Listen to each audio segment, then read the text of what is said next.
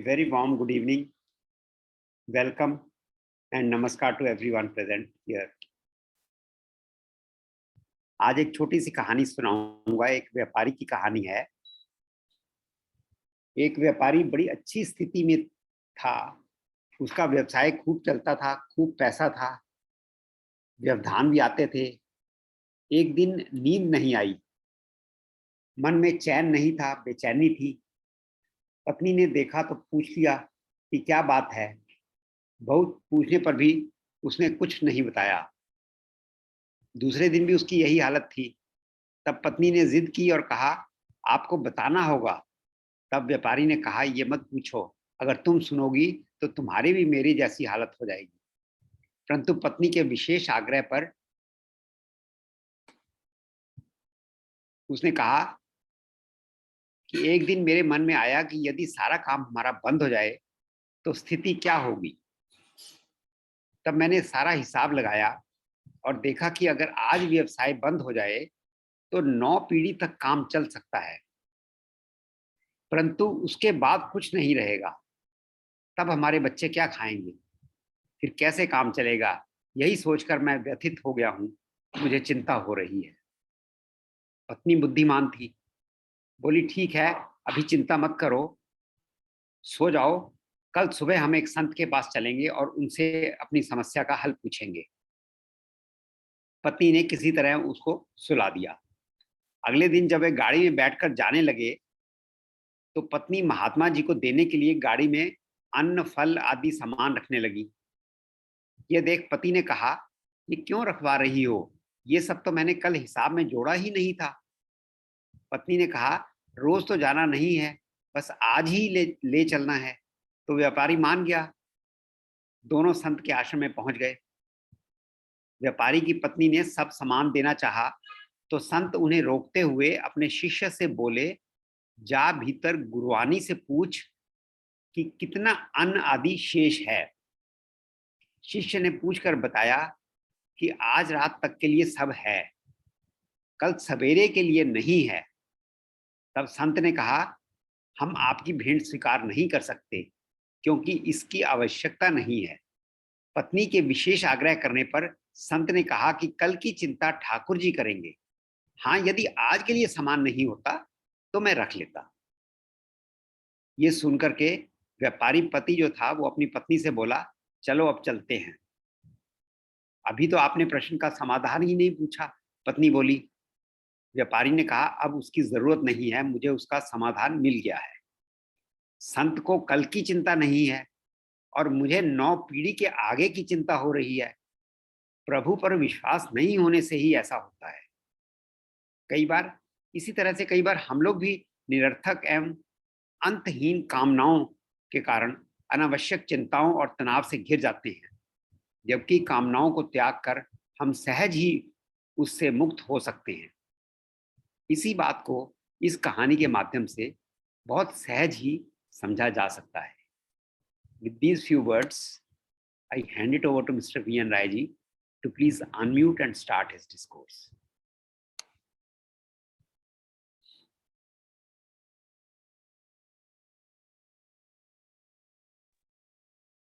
ठीक।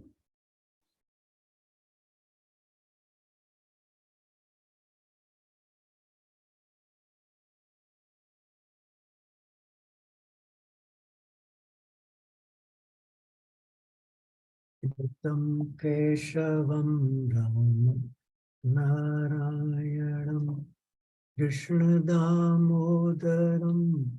वासुदेवं हरि श्रीधरं माधवं गोपिकावल्लभं जानकीनायकं रामचन्द्रं भजे। बंशी विभूषितकरा नवनीरदाभा पीताम्बरा गरुडबिम्बफला धरोष्ठा पूर्णेन्दुसुन्दरमुखा अरविन्दनेत्रा कृष्णात् परं तत्त्वहं न जाने। नीलाम्बुज श्यामल कोमलांगम सीता समारोपितवामभागम् पाणौ महासायकचारुचापम्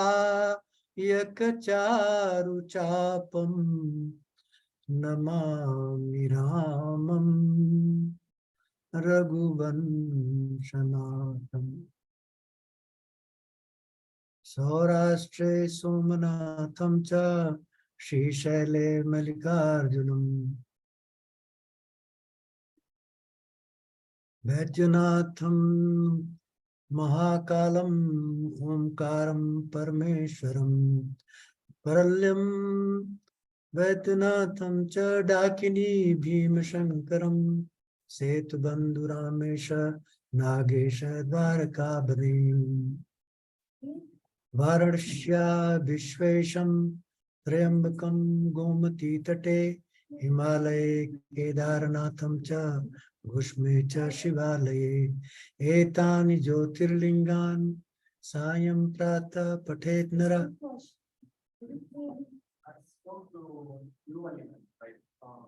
सप्तजन्म करम पापम स्मरणं विनश्यति।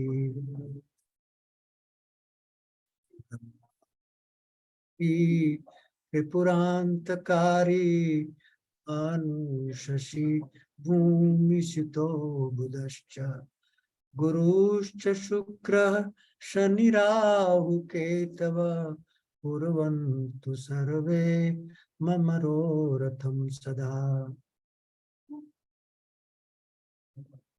प्रविश्य नगर की जय सब काजा हृदय राखी कौशलपुर राजा गरल सुधार पुकरे मिताई गोपद सिंधु अनल सितलाई गरुण सुमेर रेणु समताई राम कृपा कर चितवा जाई। जय श्री राम जय जय श्री राम।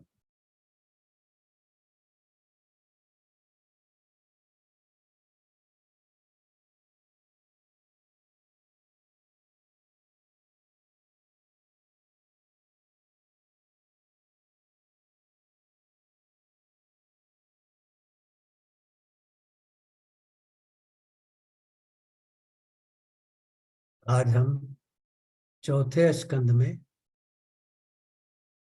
3 महाराजाओं के चरित्र का वर्णन करेंगे।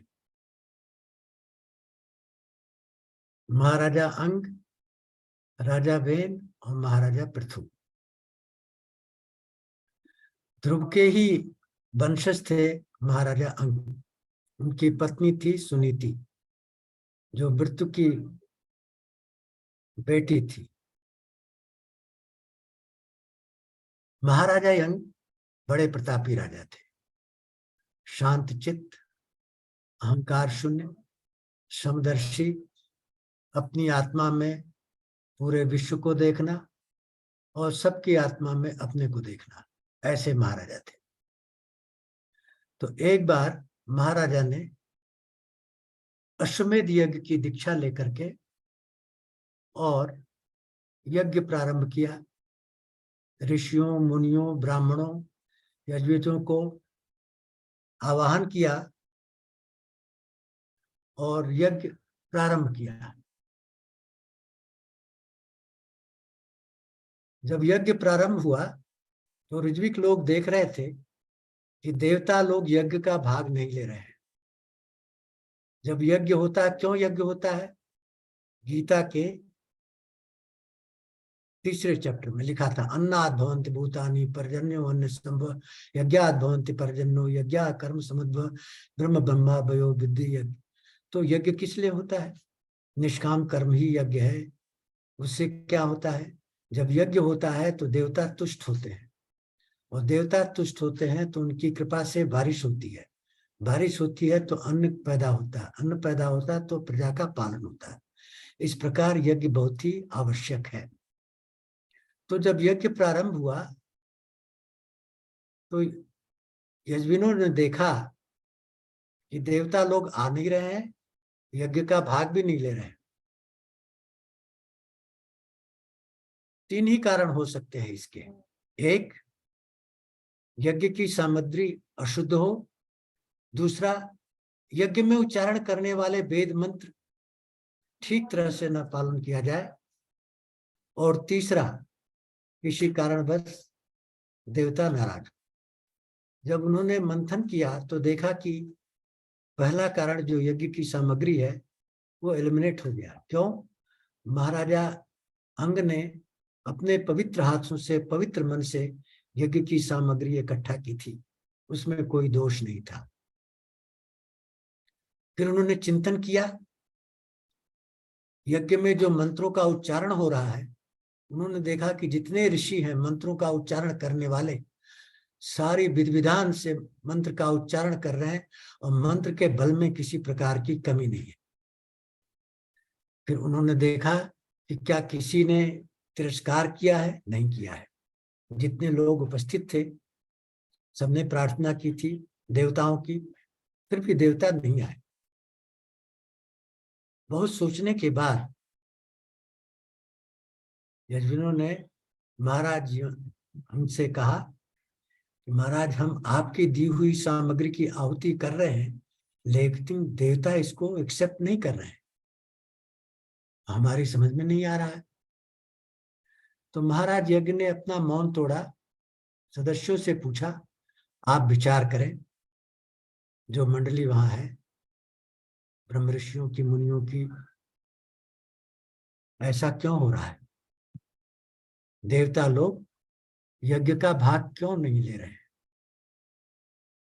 उन्होंने कहा कि राजन, हमने विचार कर लिया, इस जन्म में आपसे कोई पाप नहीं हुआ है, लेकिन पहले जन्म में एक अपराध हुआ था, जिसकी वजह से आपका धन धान से संपूर्ण साम्राज्य है, लेकिन आपके पास पुत्र नहीं है। तो आप पहले पुत्र यज्ञ करिए, और जब आप पुत्र यज्ञ करेंगे तो श्री नारायण यज्ञ देवता भगवान विष्णु खुद आएंगे, क्योंकि वो पुत्र यज्ञ में आते हैं और पुत्र की कामना पूरी करते हैं। और जब वो आएंगे तो उनके पीछे पीछे देवता भी आएंगे। इस प्रकार पुत्र यज्ञ का प्रबंध किया महाराज ने। सारे लोग आए और विधि विधान से यज्ञ शुरू हुआ। और जैसे ही आहुति पड़ी, यज्ञ कुंड से एक बहुत ही चमकता हुआ सोने का हार पहना हुआ पुरुष निकला, खीर लेकर के पात्र में। और महाराज अंग ने खीर को लिया, सूंघा और अपनी पत्नी को, जो पुत्रहीन थी, खिला दिया।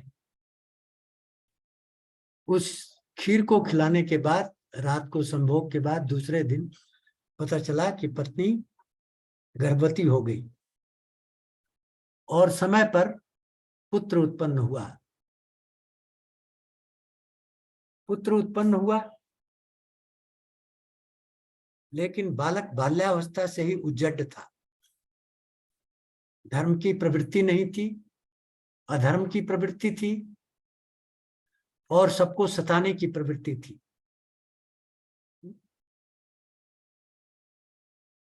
उन्होंने देखा कि ये धनुष बाण लेके जंगल में जाता है, निरपराध पशुओं की क्रूरता से, निर्दयता से हत्या करता है, और शहर में भी अपने समान बालकों की निर्दयता से हत्या करता है। इसकी प्रकृति देखकर महाराज अंग बहुत चिंतित हुए। फिर उन्होंने विचार किया कि ऐसा क्यों हो रहा है। तो उन्होंने ये निष्कर्ष निकाला कि ये सुनीति के गर्भ से हुआ है। सुनीति के पिता मृत्यु हैं और मृत्यु का अंश इसमें आ गया है, इसलिए अपराधी बन गया है। और महाराज ने इसको बहुत समझाया कि तुम धर्म के रास्ते पर चलो, धर्म के रास्ते पर चलने से तुम्हारा भी उपकार है, प्रजा का भी उपकार है और सृष्टि का भी उपकार है। लेकिन बहुत बहुत समझाने पर भी वो रास्ते पर नहीं आया। तो महाराज ने विचार किया कि इससे अच्छा था कि भगवान पुत्र नहीं देते, इसको पुत्र से क्या फायदा, जिससे माता पिता का सुयश चला जाता है, हम अधर्म के भागी होते हैं, न छूटने वाली चिंता हमें ग्रस्त कर लेती है। क्यों लोग ऐसे पुत्र को चाहते हैं? लेकिन एक चीज अच्छी हुई है कि भगवान ने मुझे सुपुत्र नहीं दिया, क्योंकि उसके त्यागने में कष्ट होता है, कुपुत्र को त्यागने में कष्ट नहीं होता है। इसलिए रात को चिंता से सोए नहीं, और जब पत्नी को सोया हुआ देख करके उठ करके राजपाट छोड़ करके वन को चले गए। सुबह जब लोग देखे राजा नहीं है, तो सारे लोग चिंतित हुए, खोजने निकले, राजा कहीं नहीं निकले, कहीं नहीं निकले। तब आकर के विचार किया मुनियों ने, ऋषियों ने, ब्राह्मणों ने कि क्या किया जाए।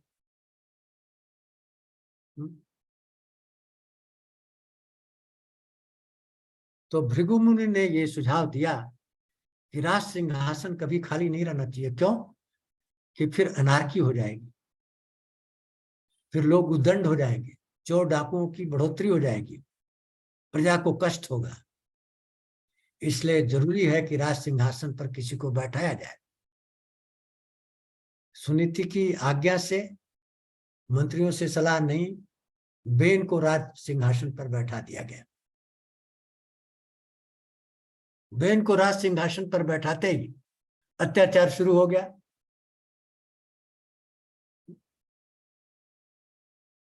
और उसका नाम सुनते ही बेन आया, बेन आया, लोग ऐसे भागते थे जैसे सर्प से चूहे बिल में भाग जाते हैं। चारों तरफ उन्मत्त होकर के धनुष बाण लेकर के जब निकलता था वो, प्रजा त्राय त्राय करने लगती थी। चारों तरफ लोग अशांत छाए रहते थे। और फिर क्या करता था? राज में कहीं हो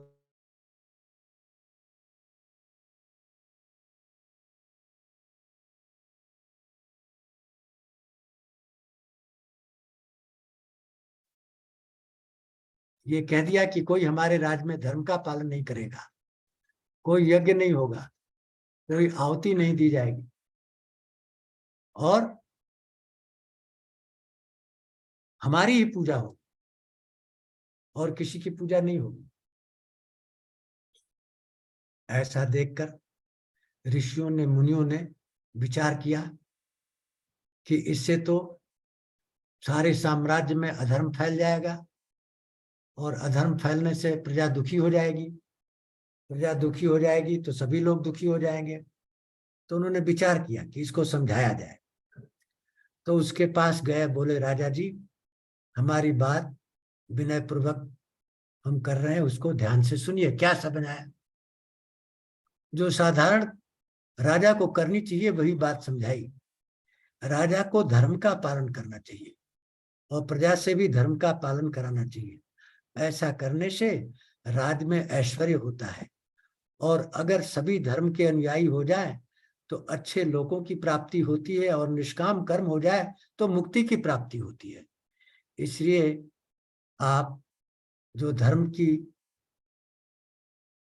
अभिलाषा लेकर ब्राह्मण लोग यज्ञ कर रहे हैं उसको बंद मत कराइए, उसको होने दीजिए। इससे आपका ऐश्वर्य बढ़ेगा, आपका बल बढ़ेगा, आपकी बुद्धि बढ़ेगी, और प्रजा में भी धर्म के पालन से सब चारों तरफ शांति होगी, चारों तरफ समृद्धि होगी। लेकिन वो तो समझने वाला थे नहीं, नहीं समझा। तो उन्होंने देखा कि एक तरफ राजा है अत्याचारी, और दूसरी तरफ अगर राजा न रहे तो डाकू चोर वो आ जाएंगे।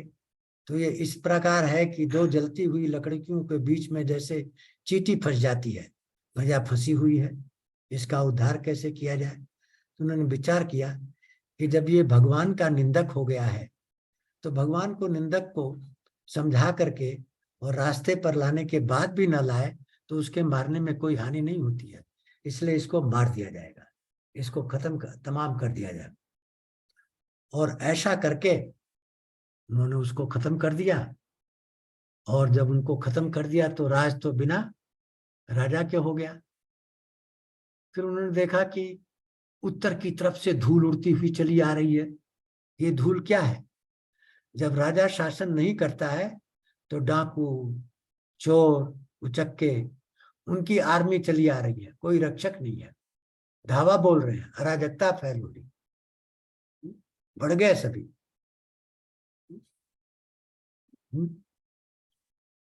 चारों तरफ त्राह तैयार हो रही, उपेक्षा हो रही थी।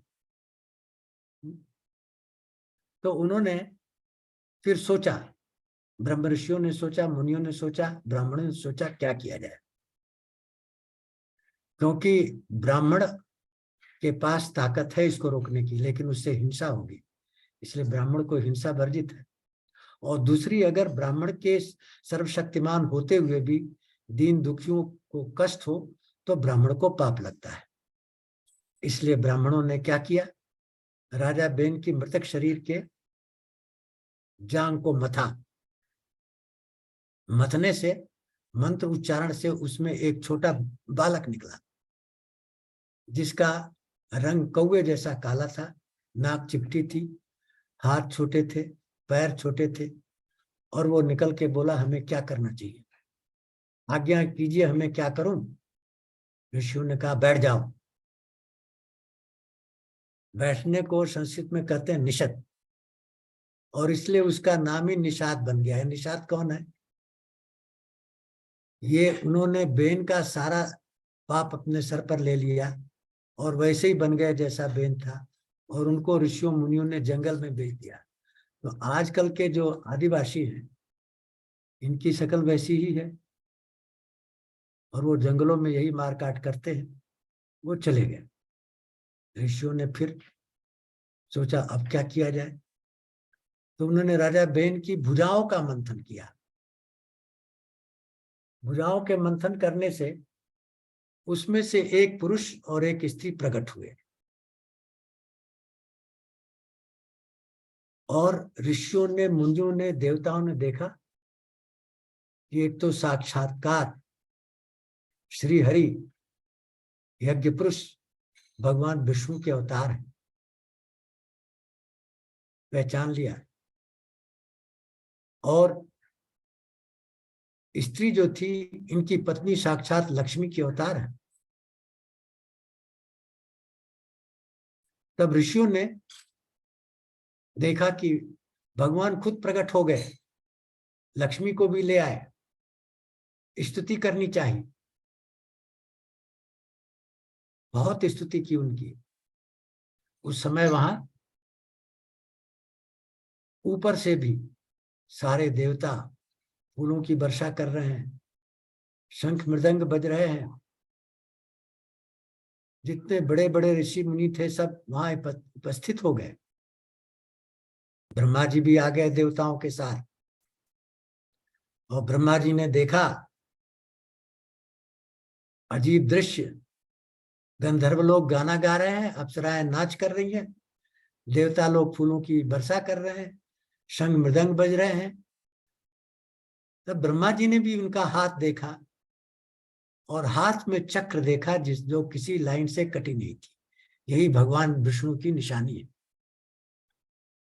और फिर पैर देखा तो पैर में कमल के निशान थे।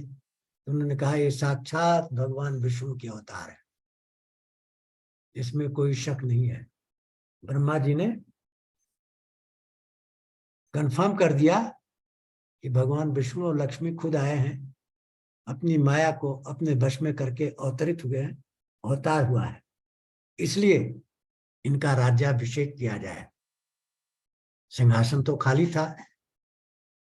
अब राज्याभिषेक करने के लिए जब सबने अपने मन के अंदर इच्छा प्रकट की, तो राज्याभिषेक के लिए जितनी सामग्री की जरूरत थी अपने आप आने लगी, क्योंकि आफ्टरऑल विष्णु भगवान अवतार लिए हैं। तो सारे नदी, समुद्र, देवता सब अपनी अपनी तरह से राज्याभिषेक की सामग्री लेकर के उपस्थित हो गए। और राज्याभिषेक में कम से कम 20 चीजों की आवश्यकता होती है। और उस 20 चीजों को कौन लाए, इसका बहुत बढ़िया वर्णन है इसमें। देखिए, सबसे पहले सिंहासन की जरूरत होती है। तो महाराज पृथ्वी के सिंहासन कहां से आए? कौन लाया महाराज पृथ्वी का सिंहासन? कुबेर जी ने सोने का सिंहासन भेजा। फाइनेंस मिनिस्टर है ना भगवान के, तो उन्होंने सोने का सिंहासन भेजा, सिंहासन आ गया। उसके बाद छत्र चाहिए। छत्र किसने भेजा? वरुण देवता ने छत्र भेजा, जो चंद्रमा के समान उज्जवल और चमकता हुआ, और उसमें पानी की फुहारें चल रही है। फिर चंवर चाहिए। चंवर किसने भेजा? पवन देवता ने 2 चंवर भेजा। माला चाहिए। धर्म देवता ने माला भेजी। दंड चाहिए। यमराज ने दंड भेजा। फिर ब्रह्मा जी ने क्या दिया? कवच दिया। क्या कवच दिया? वेद कवच। वेदों का कवच दिया ब्रह्मा जी ने। सरस्वती ने हार दिया। भगवान विष्णु ने सुदर्शन चक्र दिया। लक्ष्मी ने सारी समृद्धि, सारी संपत्तियां दे दी। भगवान शंकर ने तलवार दिया। अग्नि ने धनुष दिया। सूर्य ने बाण दिया। और विश्वकर्मा ने रथ दिया। ऊपर के देवता लोग क्या दिए? गंधर्व लोग सारे संगीत, वाद्य, सारी चीजें दी। अप्सराओं ने सारे नृत्य के सामान दिए, नृत्य की कला दी, सारी शक्तियां दी। पर्वत और नदियों ने रास्ता दिया उनके रथ को चलाने के लिए, अकंटक रास्ता दिया। सिद्धों ने क्या दिया? सिद्धियां दी, अणिमा गणिमा लघिमा, और आकाश मार्ग से गमन करने का विद्या दिया।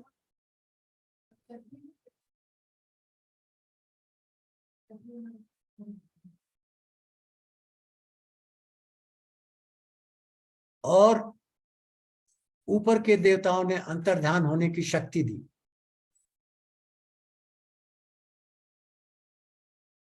इस प्रकार उनका जब राज्याभिषेक हुआ, स्तुति हुई। सूत, मागध और बंदीगण राज्याभिषेक में स्तुति कर रहे हैं, और स्तुति करने से राजा पृथ्वी को अच्छा नहीं लगा। राजा पृथ्वी ने क्या कहा? अभी तो हमारा कोई गुण प्रकट नहीं हुआ है, आप हमारी स्तुति क्यों कर रहे हैं? और जहां भगवान सब कला के अवतार हों, भगवान की स्तुति करनी चाहिए, मनुष्य की स्तुति नहीं करनी चाहिए। जैसे निंदित व्यक्ति अपने निंदा को छिपाता है, उसी तरह से पराक्रमी व्यक्ति, लोक विख्यात पुरुष, हाँ, अपने समर्थ की स्तुति नहीं चाहता है। ऐसा सुनकर देवता लोग बहुत प्रसन्न हुए। क्या उदार हृदय है, कितना उदार हृदय है।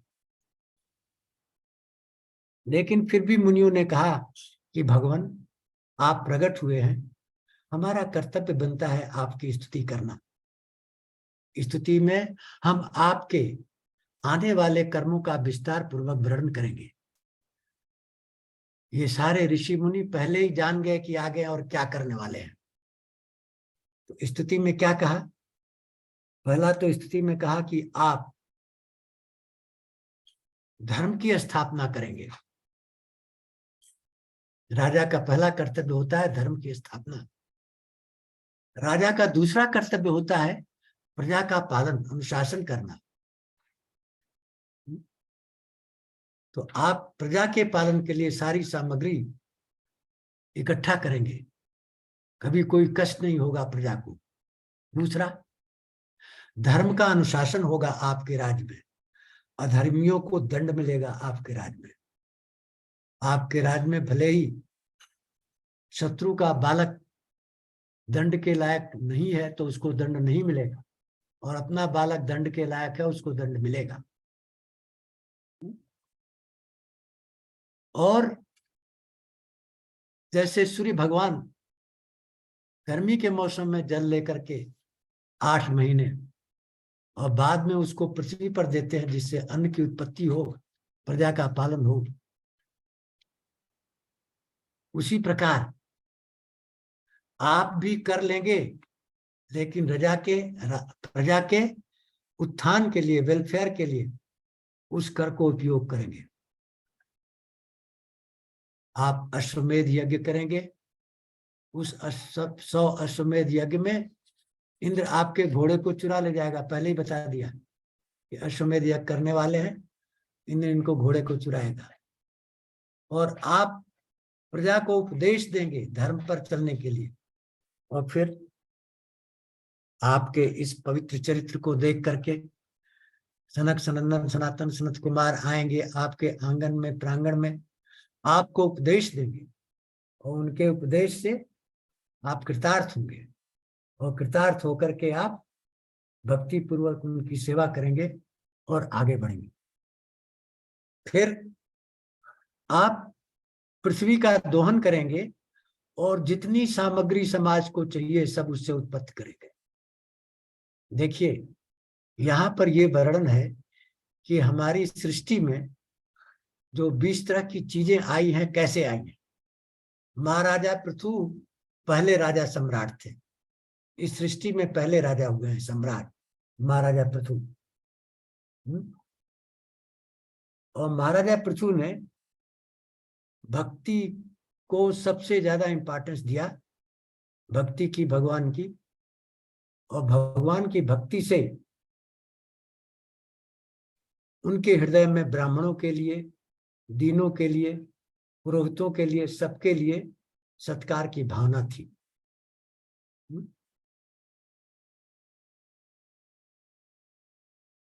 भगवान महाराजा पृथु जब शासन पर बैठ गए तो प्रजा उनके सामने प्रेजेंट हुई।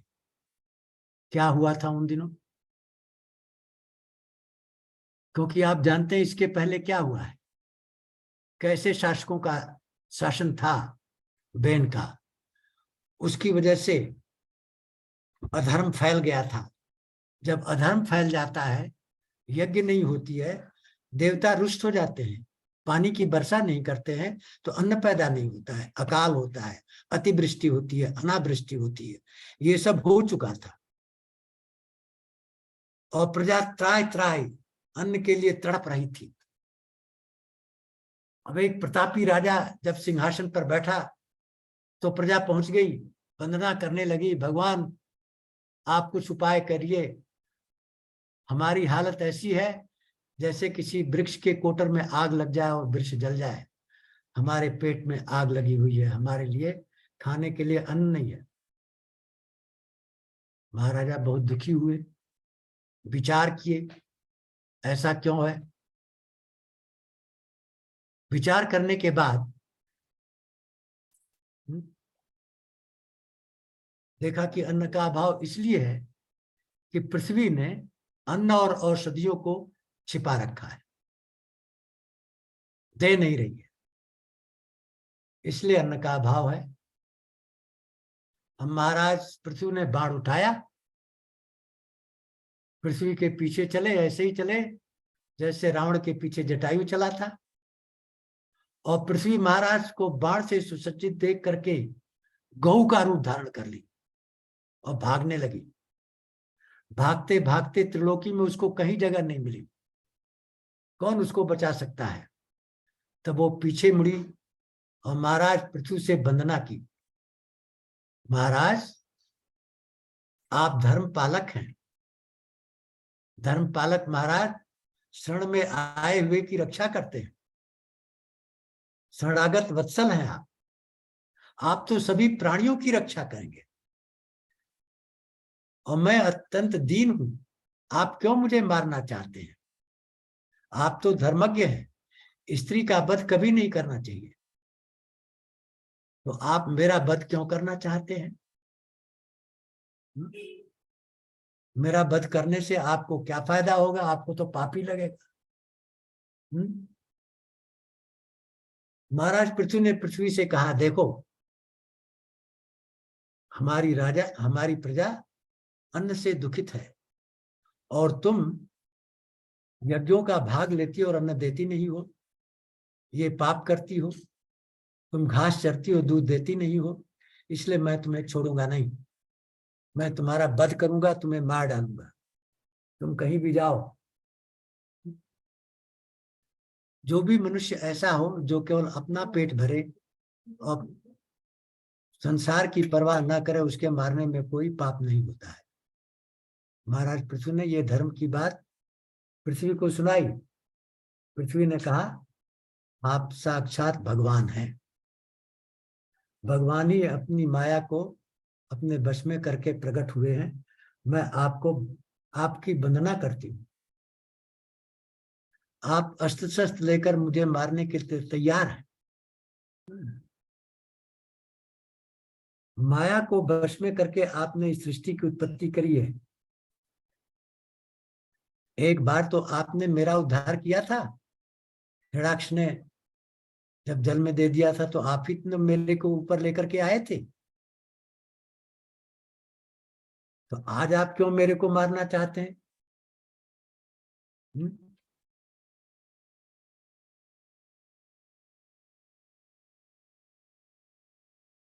और फिर पृथ्वी ने कहा कि सार, जो सत्पुरुष हैं सब जगह से सार ग्रहण कर लेते हैं।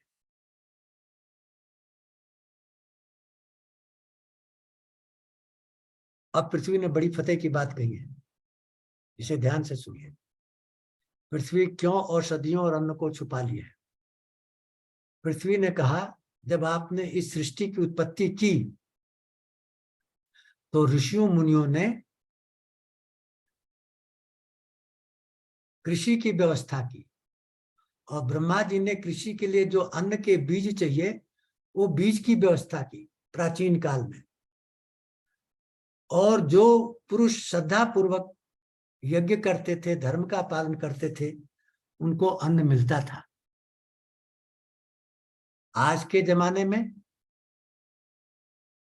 धर्म का पालन नहीं हो रहा है, यम नियम का पालन नहीं हो रहा है। अन्न कौन खा रहा है? चोर खा रहे हैं। राजा लोगों ने भी इसकी व्यवस्था नहीं की चोरों को दंडित करने की। इसको देख करके मुझे ग्लानि हुई और मैंने औषधि और अन्न को छिपा लिया। लेकिन आज भी जो महात्मा है उनको अन्न मिल रहा है, जो यम नियम का पालन कर रहे हैं, भगवान की बनाई हुई व्यवस्था पर चल रहे हैं, उनको कमी नहीं है। कमी है इन डाकुओं को, इन चोरों को। इनके लिए मैंने इसको छिपा लिया। अब आप इस अन्न को प्रकट कर सकते हैं। हमने बहुत दिनों से छिपा रखा है, इसलिए जीर्ण शीर्ण हो गया है। आप उचित बछड़ा लाइए, पात्र लाइए और ग्वाला लाइए, और मेरे से जो दूध निकलेगा वो दूध उस पात्र में आ जाएगा, आप उसको ग्रहण करिए। पृथ्वी ने बता दिया, 3 चीजों का प्रबंध करिए, बछड़े का, पात्र का और ग्वाले का। महाराज पृथ्वी को बात समझ में आ गई, क्योंकि ये धर्म की बात है। और यहां पर सृष्टि में डिफरेंट डिफरेंट चीजें जो आई हैं उनका वर्णन है। कैसे पृथ्वी ने मनु जी को बछड़ा बनाया और अपने हाथ में अन्न रूपी दूध धू लिया।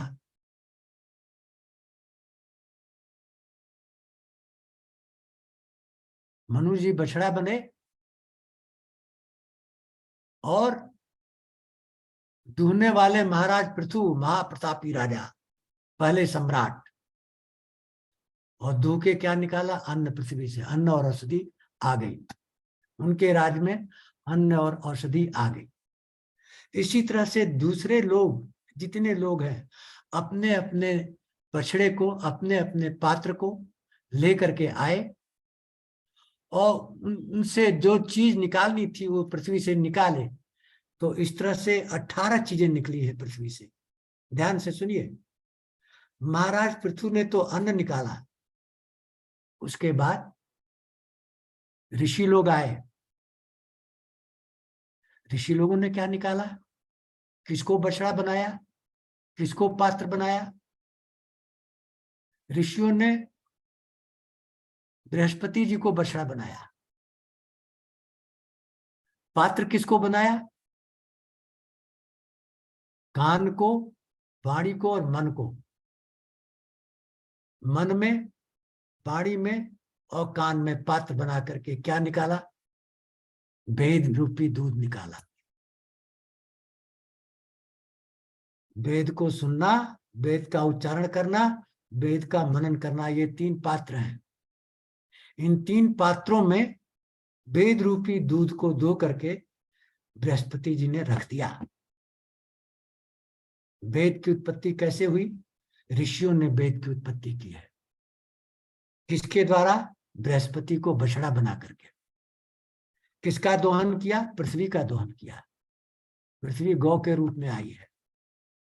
इस तरह से वेदों की उत्पत्ति हुई है। अब तीसरे लोग आए, देवता लोग। देवता लोगों ने किसको बछड़ा बनाया, किसको पात्र बनाया और क्या निकाला? देवता लोगों ने अपने स्वामी इंद्र को बछड़ा बनाया। स्वर्णमय पात्र में क्या देवता क्या है? आपको बताया था मैंने, सारे इंद्रियों के मालिक हैं। आंख के देवता सूर्य, गंध के देवता अश्विनी, बताया था आपको। तो इन्होंने क्या बनाया? मनोबल, इंद्रिय बल, शारीरिक बल रूपी दूध को धो के निकला। देवता ही आंख को देते हैं ताकत, कान को देते हैं ताकत, जीवा को देते हैं ताकत। ये 10 इंद्रियों के मालिक देवता है। इसमें बल देते हैं देवता, और शरीर में बल देते हैं और मन में बल देते हैं। इस चीज को देवताओं ने निकाला। फिर चौथे आए कौन? दैत्य और दानव। दैत्य और दानवों ने क्या निकाला पृथ्वी से? किसको बछड़ा बनाया? प्रहलाद जी को बछड़ा बनाया और मदिरा निकाली। दैत्य दानव तो वही निकालेंगे, मदिरा और ताड़ी। फिर 5वें आए गंधर्व। गंधर्व कौन है? गायन, संगीत। हाँ, गायन और संगीत। विश्व बसु को बछड़ा बनाया और जितने संगीत की चीजें हैं उनको पृथ्वी से धो करके निकाला। और फिर अप्सराएं आई, चीजें हैं उनको धो करके निकाला। उसके बाद पितृगण आए। पितरों को आप पिंडा देते हैं, उनके मालिक आर्यमा को बछड़ा बनाया और पितरों को देने वाली सामग्री निकाली। और फिर कपिल मुनि बछड़ा बन के आए। कपिल मुनि कौन है? सांख्य योग। क्या निकाला? सिद्धियां निकाली। फिर विद्याधर लोग आए, उन्होंने आकाश गमन की विद्या निकाली, पृथ्वी को दोहन करके। फिर मायावी मय दानव को बछड़ा बनाए। मायावी लोग क्या करते हैं? अंतर ध्यान हो जाते हैं, रूप बदल देते हैं, स्थान बदल देते हैं, फिर प्रकट हो जाते हैं। ये विद्या का रूपी दूध जो है पृथ्वी से धो करके निकाला। फिर यक्ष, राक्षस, भूत, पिशाच भगवान शिव को बछड़ा बना करके कपाल रूपी पात्र में रुधिर वासव धो करके निकाला। और फिर कौन आए? 11वें नंबर पर आते हैं। देखिए, फन वाले और बिना फन वाले सर्प, बिच्छू, हाँ, ये सब के सब तक्षत को बछड़ा बना करके विष को अपने मुंह रूपी पात्र में ले लिया पृथ्वी से। 12वें नंबर पर आए पशु लोग। पशुओं ने रुद्र के वाहन बैल को बछड़ा बनाया। क्या दुआ? पशुओं को क्या चाहिए? तृण चाहिए, खाने के लिए घास चाहिए, वो धो करके निकाला। फिर दाढ़ी वाले मांस भक्षी जीवों को सिंह को बछड़ा बनाकर कच्चा मांस खाने वाला दूध दूध दिया। फिर 15वें नंबर पर कौन आया? गरुड़ जी को बछड़ा बनाया। कौन? पक्षी है गरुड़ जी। पक्षियों ने गरुड़ जी को बछड़ा बना करके कीट पतंग जीवधारी और फल फूल अचर अपने खाने के लिए दूध दूह लिया गरुड़ जी ने। इस तरह से उत्पत्ति हुई। फिर वृक्षों ने बट वृक्ष को बछड़ा बनाया और बछड़ा बना के क्या किया? अनेक प्रकार के रस वृक्षों में होते हैं, वो दुहा पृथ्वी से और उसमें डाल दिया। ये 15वें नंबर पर है। 16वें नंबर पर हिमालय को बछड़ा बना करके धातुओं का निकाला गया और धातु इकट्ठा हुई हिमालय में। उसके पश्चात जब सभी लोग अपना अपना सामान पृथ्वी से ले लिए, महाराज पृथ्वी से बहुत प्रसन्न हुए। इतने प्रसन्न हुए कि उसको अपनी पुत्री के रूप में अपना लिया। बोला तुम धन्य हो, क्योंकि ये सारी जो 18 चीजों का वर्णन हुआ है भागवत महापुराण में, वो पृथ्वी से निकाली गई है। पृथ्वी ने इनको जन्म दिया है। भूमंडल में महाराज पृथु भूमंडल को समतल करेंगे, वर्षा इकट्ठा होगी, कृषि होगी और प्रजा का पालन होगा। सभी लोग इस तरह से जीवित रहेंगे। अब महाराज पृथु ने यज्ञ की दीक्षा लेकर के 100 अश्वमेध यज्ञ का अनुष्ठान किया। देखिए, सारे यज्ञ क्यों करते हैं? यज्ञ इसलिए करते हैं कि राज में जितनी चीजें हैं इकट्ठी, वो यज्ञ में बांट दी जाती। लेवलिंग ऑफ दी समृद्धि होती है यज्ञ। आपको भी समय समय पर यज्ञ करना चाहिए, लोगों को बुलाना चाहिए, बांटना चाहिए समाज में चीजें। उससे क्या होता है? देवता खुश होते हैं यज्ञ से और आपकी जरूरत की सामग्री खुद दे देते हैं। तो महाराज 100 अश्वमेध यज्ञ की प्रतिष्ठा की कि हम 100 अश्वमेध यज्ञ करेंगे। सारे ऋषियों मुनियों, सारे जितने देवता, ब्रह्मा रुद्र, सबको आह्वान कर दिया। सब लोग आ गए। महाराज ने यज्ञ किया। 99 यज्ञ तो पूरा हो गया। जब 100वां यज्ञ कर रहे थे तो इंद्र को लगा कि ये तो महाराज हमसे भी आगे निकल जाएगा। इंद्र हमेशा यही देखता कि कोई मेरे से आगे ना निकले। तो उसने यज्ञ में विघ्न डालने के लिए यज्ञ का घोड़ा चुरा लिया। घोड़ा चुरा करके चला गया। आकाश मार्ग से घोड़ा चुराते हुए जाते भगवान अत्रि ने देखा कि इंद्र तो घोड़ा चुरा लिया, और महाराज पृथु के पुत्र को ललकारा कि मारो इसको, घोड़ा लेकर के जा रहा है, छुड़ाओ घोड़े को।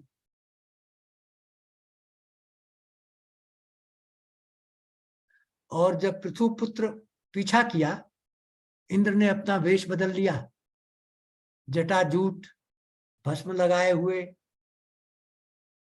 धर्म रूपी शरीर धारण कर लिया। पृथु पुत्र ने देखा धर्म को कैसे मारा जाए, लौट आया। लौट आया तो महाराज अत्रि ने कहा नहीं नहीं, ये इंद्र है, मारो इसको, बहुरूपिया बन के जा रहा है, विघ्न डाला है तुम्हारे पिता के यज्ञ में। तो फिर चला।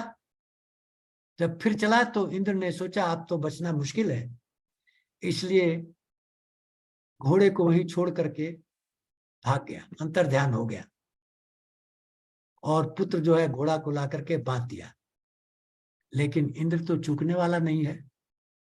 इंद्र ने फिर अंधकार कर दिया चारों तरफ, और अंधकार में भगवती का रूप धारण किया, खड़ग और ढाल लेकर के आया, और सोने की चेन से घोड़े को लेकर के आकाश मार्ग से उड़ता हुआ जा रहा था। अत्रि भगवान ने फिर देखा, पृथु पुत्र को फिर ललकारा, करे छोड़ो मत, इसको मार डालो, इसने विघ्न डाला है, विघ्न डाला है, इसको मार डालो।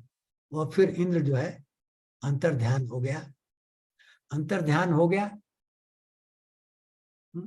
जब अंतर्ध्यान हो गया और ये चीज राजा पृथ्वी को बताई गई, यज्ञ में बैठे हुए हैं, उनको बहुत क्रोध आया। राजा पृथु ने इंद्र को मारने के लिए धनुष बाण तैयार किया। तब ऋषियों ने कहा, ब्राह्मणों ने कहा कि महाराज, आपने यज्ञ की दीक्षा ली है और यज्ञ पशु छोड़ दिया है। इस स्थिति में वध करना अलाउड नहीं है आपके लिए। हिंसा नहीं करना है आपको, ईर्ष्या नहीं करना है। तो महाराज आप रुक जाइए, हम लोग मंत्र से आह्वान कर लेंगे इंद्र को और अग्नि में भस्म कर देंगे। उन्होंने मंत्र से आह्वान किया, ऋषियों के मंत्र से इंद्र प्रकट हुआ, लेकिन उसी समय ब्रह्मा जी आ गए। ब्रह्मा जी ने कहा, ये क्या कर रहे हो? इंद्र तो देवताओं का मालिक है और जो तुम यज्ञ कर रहे हो, यज्ञ का भाग जो देवता ले रहे हैं वो तो इंद्र को ही दे रहे हैं। इंद्र को मारना नहीं है, ये तो साक्षात भगवान की मूर्ति है। जब समझाया तो पृथ्वी जी ने छोड़ दिया और फिर समझाया उन्होंने कि ईर्ष्या नहीं करनी चाहिए, द्वंद्व बुद्धि नहीं होनी चाहिए, राजा को समता में रहना चाहिए, समता में रह के राज करना चाहिए, समदर्शी रहना चाहिए, अहंकार शून्य होना चाहिए, शांत प्रिय होना चाहिए। इस तरह ब्रह्मा जी ने इंद्र और राजा की दोस्ती करा दी। यज्ञ संपन्न हुआ। यज्ञ संपन्न होने के बाद ब्रह्मा जी ने कहा, देखो, जिस काम में भगवान विघ्न डाले उसको सुधारने की कोशिश मत करो। इंद्र भगवान है, विघ्न डालने की कोशिश की, सुधारने की कोशिश मत करो। भगवान के आगे तुम्हारी नहीं चलेगी। तो इस तरह समझा बुझाकर पृथु महाराज को शांत किया और फिर यज्ञ से प्रसन्न होकर यज्ञ हरि भगवान विष्णु स्वयं प्रकट हो गए। बोले, राजन, तुमने बहुत उत्तम यज्ञ किया है।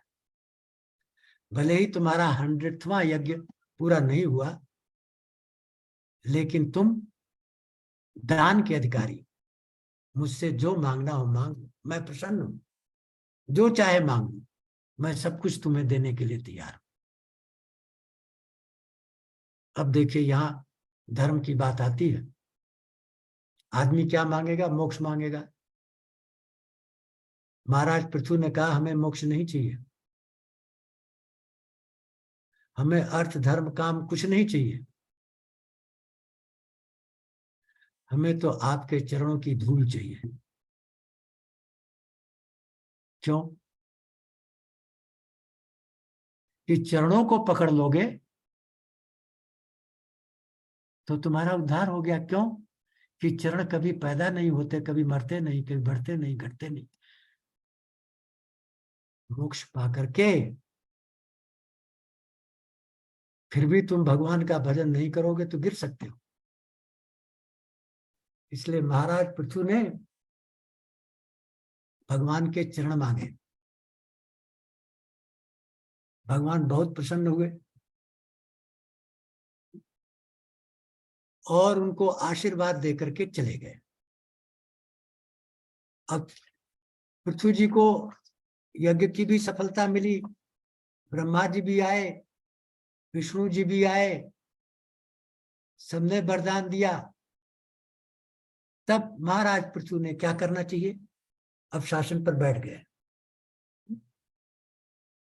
महाराज पृथु शासन पर बैठ गए तो प्रजा को बुलाए। और प्रजा को उपदेश दे रहे हैं महाराज पृथु। क्या उपदेश दे रहे हैं?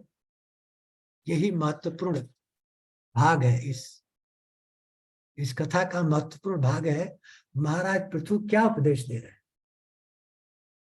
महाराज पृथु कह रहे हैं कि जब सारी प्रजा यम नियम धर्म के रास्ते पर चलेगी, धर्म का संरक्षण होगा, तो उससे क्या होगा? इस प्रजा को इस लोक और परलोक दोनों में अच्छा लोक मिलेगा, और अगर निष्काम कर्म करे तो मोक्ष की प्राप्ति भी होगी। इसलिए महाराज पृथु ने कहा कि प्रजा को धर्म पर चलना चाहिए, धर्म को कभी नहीं छोड़ना चाहिए। पहला उद्देश्य है धर्म पर चलना चाहिए। अपने कर्तव्य का पालन करो। अनुराग किसमें हो? भगवान के चरणों में। और काम क्या करो? धर्म का पालन करो। धर्म क्या है? कर्तव्य का पालन। अपने कर्तव्य का पालन करना ही धर्म है, और अपने कर्तव्य का पालन करते हुए भगवान के चरणों में अनुराग, ये भक्ति है। तो भक्ति के द्वारा धर्म का पालन करो, पहला उद्देश्य है। इससे देवता खुश होंगे और आपकी जरूरत की सारी चीजें आपको दे देंगे, सब चीज आपको मिल जाएगी। पहला उद्देश्य। दूसरा उद्देश्य ये दिए कि राजा का धर्म क्या होता है, अपना भी धर्म डिफाइन किया। राजा का धर्म होता है प्रजा का पालन करना। जा सुराज प्रिय प्रजा दुखारी, सो नृप अवश्य नरक अधिकारी। इसलिए कहते हैं राजा को प्रजा का शासन करना चाहिए। कैसे? प्रजा की जीविका का उपार्जन करना चाहिए। हाँ, प्रजा को कष्ट न हो और प्रजा को धर्म के रास्ते पर चलाए, और जो धर्म के रास्ते पर नहीं चल रहा है, उद्दंड है, उसको दंडित करे। ये राजा का धर्म है। तो पहले प्रजा का धर्म समझाया, फिर राजा का धर्म समझाया, फिर पुरोहितों को, ऋषियों मुनियों को भी उपदेश दिया। क्या उपदेश दिया? उन्होंने कहा कि जो हमने पहला और दूसरा बताया है, क्या बताया है? प्रजा का धर्म क्या है?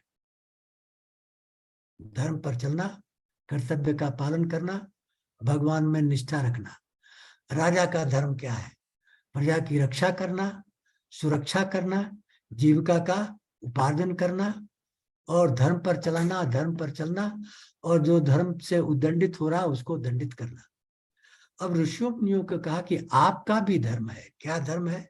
जो मैंने ऊपर कहा, अगर उसका पालन हो रहा है तब तो ठीक है, और नहीं पालन हो रहा है तो जो कर्म होता है, कर्म के बाद उसका फल कर्म करने वालों को भी मिलता है, और जो उनके सुपरवाइजर हैं उनको भी मिलता है, जो उनके सहयोगी हैं उनको भी मिलता है। तो सुपरवाइजर कौन है? ऋषि मुनि है। तो अगर प्रजा जो है अधर्म कर रही है तो उसका फल ऋषि मुनि को भी मिलेगा, और उनके सहयोगियों को कौन है? प्रजा। प्रजा को भी मिलेगा, ऋषि मुनि को भी मिलेगा। तो इन लोगों को भी उपदेश दिया। और ब्रह्म व्यापक है। क्या कहा? हमें क्या करना चाहिए? ऋषियों मुनियों का आदर करना चाहिए, ब्राह्मणों का आदर करना चाहिए, बड़े बूढ़ों का आदर करना चाहिए। हाँ, ये सारा उपदेश दे करके और राजगद्दी पर बैठ गए। राजगद्दी पर बैठ गए, राज करने लगे। तो एक दिन अपने बागीचे में घूम रहे थे, उस समय साक्षात सनक सनंदन सनत कुमार आ गए, प्रकट हो गए। उन्होंने कहा था, ऋषियों ने जब स्तुति की थी कि आपको ये लोग आएंगे, महाराज बहुत खुश हुए और सनक सनंदन को देख करके उनकी पूजा की। बोले, अहो भाग्य है कि आप आए, आप तो ऐसे आने वाले नहीं, आप आए हमारे यहाँ, जरूर मैंने कुछ पुण्य का कर्म किया होगा, तभी तो आप पधारे हैं। ऋषियों ने क्या कहा? ये बालक ऋषि बोले, वाह, क्या चीज मांगी तुमने? भगवान से क्या मांगा जानते हो? उनके चरणों की भक्ति मांगी। और चरणों की भक्ति के लिए क्या मांगा? 10,000 कान मांगा। अब 10,000 कान तो शरीर में नहीं लग सकते थे ना, ये सांकेतिक भाषा है। मतलब जैसे आप जाते हैं मोटर खरीदने, 5 किलो की है, 10 किलो की है, 1000 किलो की है, जितनी ज्यादा पावर उतनी ज्यादा उसकी क्षमता। तो 10,000 कान नहीं मांगे, कानों की क्षमता 10,000 के बराबर मांगे। क्यों? ताकि भगवान का कीर्तन किसी भी लोक में हो रहा हो उसको मैं सुन लूं, ये मांगा। इससे प्रभावित होकर के सनक सनंदन आ गए। क्यों? सनक सनंदन को पता चल गया महाप्रतापी राजा है, और सनक सनंदन ने इनको दर्शन दिया। दर्शन दे करके इनको भी शिक्षा दी, वही क्या? धर्म की शिक्षा जो भगवान विष्णु ने दिया था। किसी की निंदा नहीं करनी चाहिए, दीन दुखियों को दुख नहीं देना चाहिए, शरण में आए हुए की रक्षा करनी चाहिए, एकांत सेवन करना चाहिए, आत्मा में निवास करना चाहिए, कार्य कारण रूपी प्रपंच से दूर आत्म तत्व में स्थित होकर के भगवान की स्तुति करनी चाहिए। इस प्रकार समझा बुझा करके ये लोग भी चले गए। तब महाराज ने क्या किया? अब प्रजा का पालन करना है। प्रजा के पालन के लिए अन्न की उत्पत्ति, बीज तो आ गए, लेकिन पहाड़ है चारों तरफ। तो अपने बाणों से पृथ्वी को समतल किया, कृषि के योग्य बनाया और बस्ती के योग्य बनाया।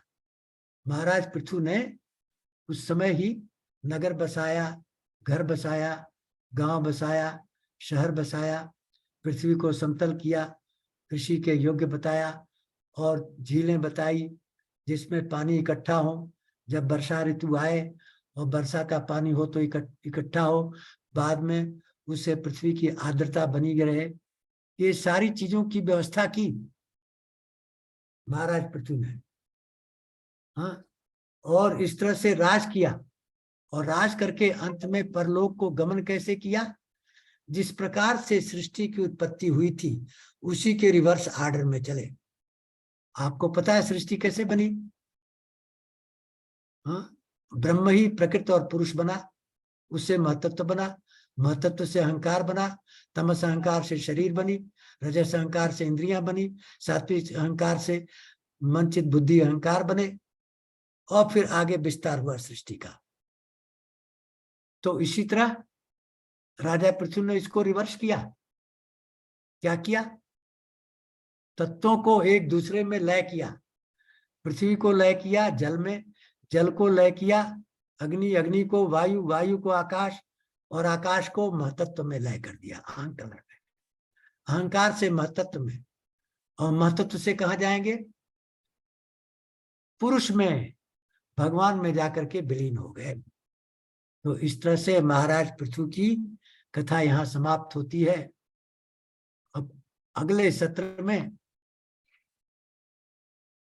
महाराज पृथु के बाद जो आए वो कौन आए, क्योंकि ये पहले राजा है पृथ्वी पर, धर्म की स्थापना कर चुके हैं, सब चीजें सेट राइट कर चुके हैं।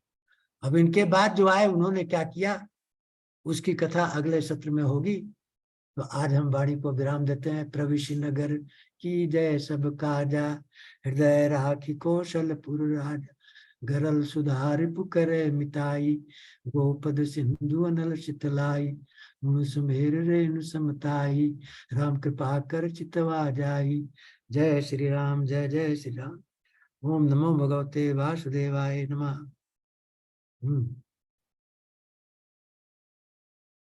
अब कोई प्रश्न हो तो पूछिए। अब आपको ये पता लग गया कि सृष्टि में तरह तरह की चीजों की उत्पत्ति किसने किया, कैसे किया और कहां से किया। वेदों की उत्पत्ति हुई, संगीत की उत्पत्ति हुई, नृत्य की उत्पत्ति हुई, मदिरा की उत्पत्ति हुई, विष की उत्पत्ति हुई, सब चीजों की उत्पत्ति कैसे हुई? महाराज पृथु के राज में हुई, पहले राजा है ध्रुव के वंश में। ध्रुव के वंश में ही महाराज अंग हुए, अंग का पुत्र अत्याचारी वेन, वेन के मंथन से महाराज पृथु हुए।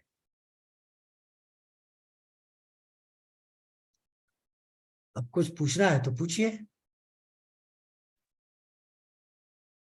किसी का कोई प्रश्न हो तो पूछ सकते हैं।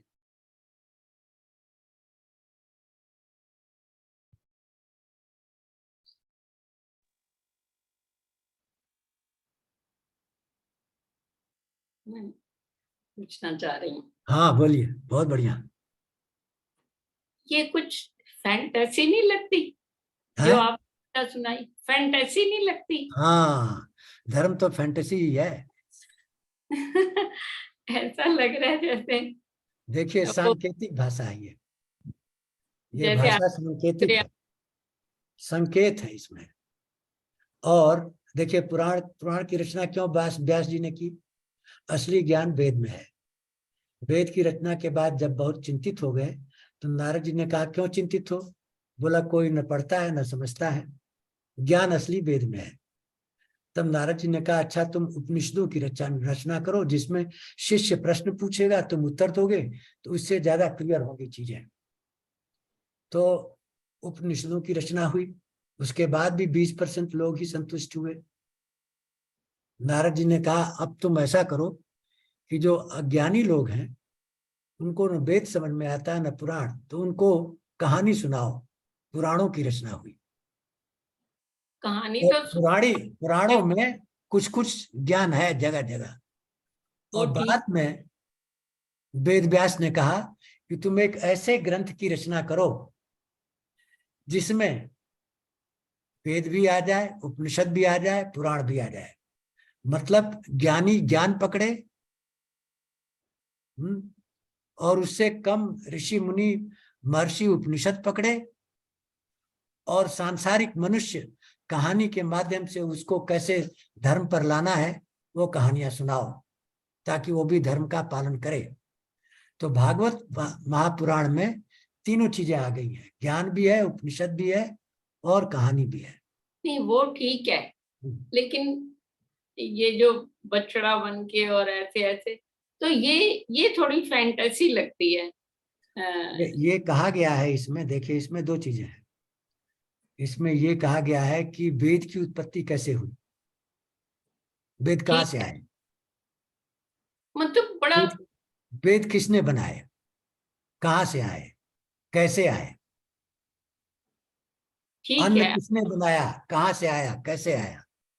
आफ्टर ऑल बीज तो किसने बनाया ना। वो सब ठीक है, लेकिन तो ये ये इसमें उपदेश दिया गया कि मन बीज तो गढ़ंत नहीं मन नहीं गढ़ंत बीज कहानी है, ऐसा लग रहा है कहानी मुझे। कहानी के माध्यम से आपको बताया जाता है कि बीज की उत्पत्ति ब्रह्मा ने की, और बीज को डाला कहाँ, प्रकृति में। प्रकृति में बीज को डाला, और बीज को क्यों डाला? जीव की जीविका के लिए। नहीं तो वो सब इसको ठीक, उपदेश दिया है कि जब जीव अधर्म करेगा तो पृथ्वी बीज से नहीं देगी। आज क्या हो रहा है, चारों तरफ क्यों हो रहा है ये सब? क्योंकि अधर्म फैल गया है। अधर्म फैल गया है तो प्रकृति क्या कर रही है, दंडित कर रही है। यस, हम्म? ये तो है। तो पहला उपदेश ये था जो पृथु महाराज ने किया कि तुम लोग धर्म का पालन करो, तब जीविका मिलेगी। क्यों? तब देवता प्रसन्न होंगे, न अतिवृष्टि होगी न अनावृष्टि होगी, तुम्हें धन धान्य मिलेगा। लेकिन उस धन को किसने प्रकट किया? ब्रह्मा जी ने। अब ब्रह्मा जी ने किसको दिया? पृथ्वी को। और पृथ्वी को क्या कहा कि जब यज्ञ होगा तब इसको देना। तो पृथ्वी ने कहा कि आज यम नियम और प्राणायाम कोई नहीं कर रहा है, सब जो है लुटेरे बन गए हैं, चोर बन गए हैं, इसलिए मैंने अन्न देना बंद कर दिया, इसलिए सब मर रहे हैं। कहानी के माध्यम से कहा है कि जब आप लुटेरे बनोगे तो यही होगा, पृथ्वी पर अनावृष्टि और अतिवृष्टि होगी। और इसको स्थापित किया महाराज पृथु ने, वापस लाए, धर्म का पालन कराया, धर्म पालन किया, कैसे शासन करना चाहिए, राजा का क्या धर्म होता है, प्रजा का क्या धर्म होता है, ब्राह्मण का क्या धर्म होता है, इसका उपदेश दिया है इसमें। तीनों अपने अपने वो धर्म को करें। बाद और वाला उसके बाद जो आप कह रहे हैं फैंटेसी है, जो 12 रत्न मिले हैं पृथ्वी से, उसको कहानी के माध्यम से कहा है कि क्यों मिले, कैसे मिले, वेदों की रचना वो कैसे। सारा प्रलय कर गए, जब वो दोबारा उसी उसी उसमें चले गए तो प्रलय कर गए फिर। ये बात नहीं। हाँ, सबको अपने में जैसे उत्पत्ति हुई थी वैसे ही लय होता है। जैसे ब्रह्म से चला था और नीचे फिर पंच दोबारा। तत्व तक आया, फिर पंच तत्व रिवर्स करेगा और जाते जाते ब्रह्म में मिल जाएगा। ब्रह्म ही तो है ये, ब्रह्म का ही फैलाव सृष्टि है। ये सृष्टि अलग चीज नहीं है, ब्रह्म ही डिफरेंट डिफरेंट आकृति में, डिफरेंट डिफरेंट शेप में प्रकट हो रहा है। ये ब्रह्म ही है, यही समझने की बात है। नहीं, अब जैसे रशिया के प्रेसिडेंट पुतिन है, अब उनको कोई नहीं समझा सकता कि क्या कर रहे हैं, रावण से भी ज्यादा काम खराब कर रहे हैं। और रशिया के जो पुतिन है वो अपनी प्रजा की रक्षा के लिए कर रहे हैं जो करना चाहिए। कोई प्रजा की रक्षा के लिए नहीं कर रहे हो तो उसको, यूक्रेन को तबाह कर रहे हैं, कुछ भी नहीं नहीं कर सुनिए, अभी आपको इसका पूरा नॉलेज नहीं है इसलिए आप ऐसा कह रही हैं। आप अगर 5 मिनट दें तो मैं आपको समझा दूं। जब रहे। रशिया का विघटन हुआ था 90 में, तो उस समय ये डिसाइड हुआ था कि चूंकि रशिया बिखर गया, अब 2 पावर थे, 2 पावर रहे नहीं, एक ही पावर रह गया, तो अब नाटो की जो उद्देश्य था वो भी खत्म हो गया, क्योंकि नाटो रशिया के खिलाफ बना था। तो उस समय ये हुआ कि जो आज की स्थिति है 1990 की, उसको कोई बदलेगा नहीं, यही चलती रहेगी। 15 राज्य हो गए रशिया को बिखर करके, अब कोई अस्त्र शस्त्र की बात नहीं करेगा, ये तय हुआ था। उसके बाद क्या हुआ, 90 से लेके आज तक जितने रशिया के 15 राज्य निकले थे, उसमें से कम 7-8 को तो अमेरिका ने हड़प करके नाटो का मेंबर बना दिया। उल्लंघन अमेरिका ने किया। उसके बाद अमेरिका आ रहा था यूक्रेन में। रशिया के बाद सबसे बड़ा राज्य यूक्रेन था। यूक्रेन को रशिया वो मिला करके फिर रशिया के दरवाजे पर बैठेगा। रशिया के दरवाजे पर बैठेगा तो ये रशिया के लिए खतरा है कि नहीं। इसलिए इस खतरे को भाप करके पुतिन ने कहा, इसके पहले कि तुम मेरे पास आओ मैं ही चालू कर देता हूं, चलो। युद्ध चालू कर दिया। एक्सपोज हो गए कि आओ सामने, आना चाहते हो आओ सामने। अब सामने नहीं आ रहा, क्यों? दोनों सुपर पावर के पास ऐसे हथियार हैं कि सारी सृष्टि का विनाश कर सकते हैं, और सृष्टि का विनाश कोई चाहता नहीं। तो वो परोक्ष रूप से सारे हथियार यूक्रेन को दे रहे हैं और कह रहे हैं लड़ते रहो बेटा, रशिया के खिलाफ लड़ रहे हैं। तो गलती अमेरिका की है, रशिया की नहीं है। आप रशिया को दोष मत दीजिए। तो यूक्रेन को भी तो नहीं कहना चाहिए था कि मैं नाटो में हूँगा, वो भी तो हाँ, बच सकता था। यूक्रेन में तो कौन बना राजा? वो क्या था? वो जादू दिखाता था सड़क स्ट्रीट पर। जहाँ वो से। जादू दिखा करके उसको लोग जो है वोट दे करके राजा बना दिए। अब उसकी बुद्धि तो वही थी। उसने सोचा हम नाटो का बन जाएंगे तो रूस को मारेंगे। वो बोला हम नाटो में जाएंगे। वही तो उसी उसने का। बहुत समझाया पुतिन ने उसको, ऐसा मत करो ऐसा मत करो। तो पहले उसने एक ट्रेलर दिखाया। क्या ट्रेलर दिखाया? क्रीमिया को ले लिया, और क्रीमिया को ले लिया, कोई नहीं आया उसकी सहायता करने। उसको समझाया, देखो मैंने क्रीमिया ले लिया तुमसे। क्यों लिया? इसलिए नहीं कि मैं तुमको देखना चाहता था कि देखो तुम्हारी सहायता के लिए कोई नाटो पाटो नहीं आया, और मैंने क्रीमिया ले लिया तुमसे। तो अब जैसे हो तुम रहो, जैसे हम रहे, एक दूसरे से मिलके रहें। इसमें दोष रूस का नहीं है, दोष अमेरिका का है। सबसे बड़ा दोषी अब आप मानव रचना की बात करते हैं। अमेरिका की पॉलिसी यही है कि विश्व में युद्ध चलता रहे, क्योंकि वो डिफेंस बेस्ड इकोनॉमी है उसकी। 10 साल इराक में मारा, 10 साल अफगानिस्तान में मारा। इराक में किस लिए मारा? तेल के लिए, तेल भी नहीं मिला। अफगान में किस लिए मारा? तेल के लिए, तेल भी नहीं मिला। कितनी हत्या की है संसार में? 27 साल जो है वियतनाम को मारा, वहां से मुंह की खा करके वापस आ गया। सोचा कि मैं कम्युनिज्म को, वियतनाम को लेकर के चाइना को खत्म कर दूंगा। खत्म नहीं कर पाया, वापस आया। तो सारा खुराफात विश्व में अमेरिका कर रहा है। अमेरिका शांत हो जाए तो विश्व शांत हो जाए। तो अपनी प्रजा की रक्षा के लिए पुतिन कर रहा है जो भी कर रहा है।